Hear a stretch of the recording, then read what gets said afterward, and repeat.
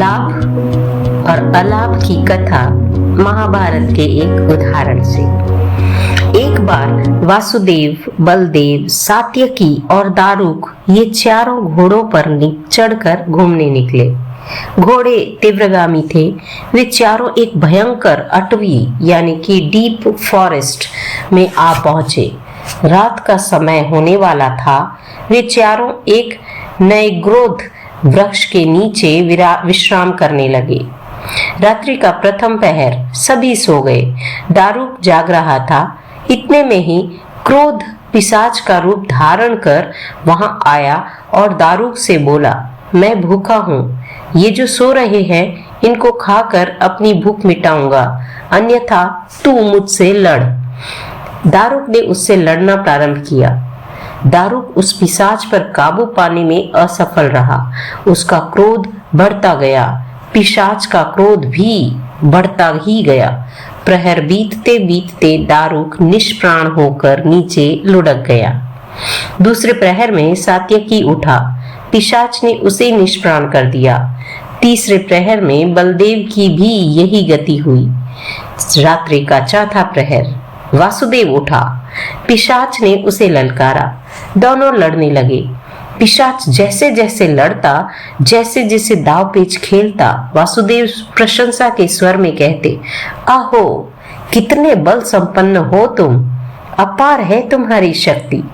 ज्यों ज्यों पिशाच इस प्रशंसा के शब्दों को सुनता, उसका रोष यानी क्रोध कम हो जाता। चौथे प्रहर के बीतते बीतते पिशाच शक्तिहीन हो गया। वासुदेव ने उसे उठाकर एक ओर डाल दिया। प्रभात हुआ। उसने देखा कि उसके तीनों साथी हतप्रहत हैं।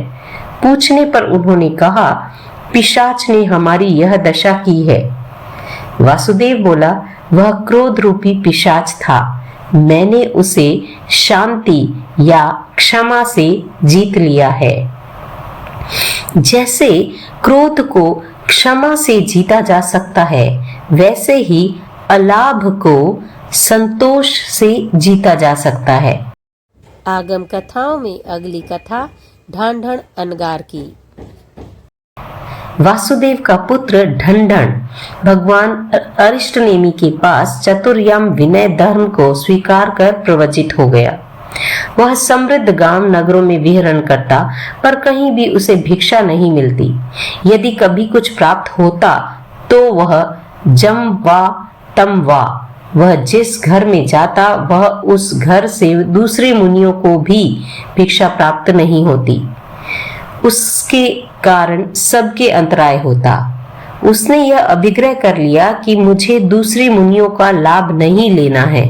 एक बार भगवान द्वारका नगरी में पधारे। वासुदेव ने पूछा, भंते आपके साधु समुदाय में दुख कारक मुनि कौन है?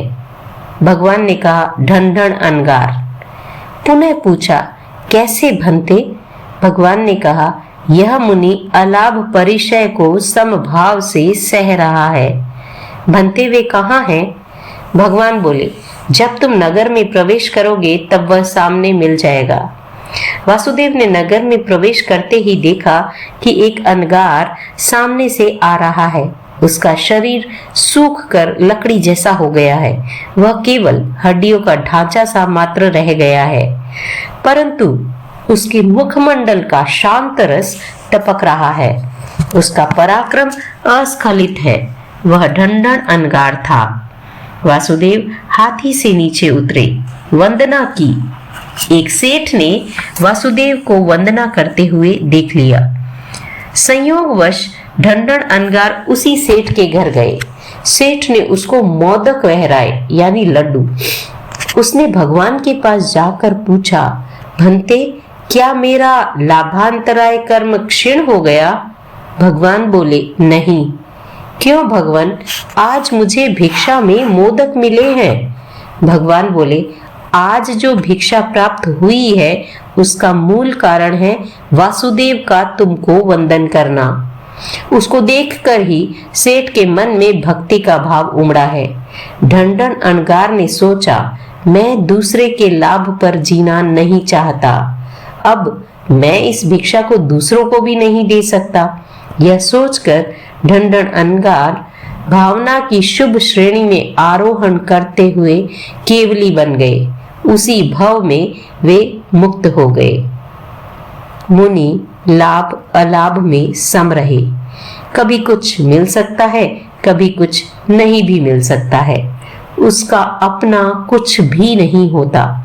उसकी सारी आवश्यकताएं या जरूरतें याचना से ही पूरी होती है। अतः उसे कभी लाभ होता है पर कभी नहीं।